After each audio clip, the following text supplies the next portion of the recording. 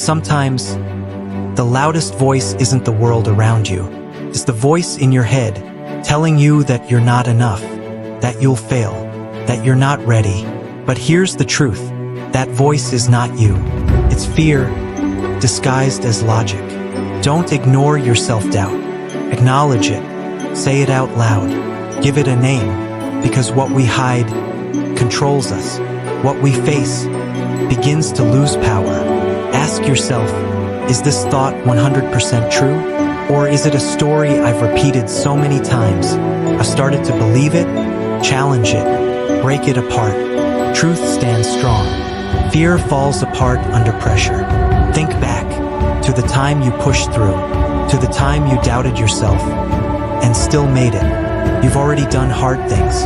You've already come so far. Don't forget who you are, just because your mind does. Confidence is built through action, not perfection. Take one small step today, just one. Even if your voice shakes, even if you're scared, even if it's messy, start. Pause. Self-doubt will visit, but it doesn't have to stay. You are capable, you are growing, and you are ready. If this message spoke to you, subscribe to the channel, and let's grow together.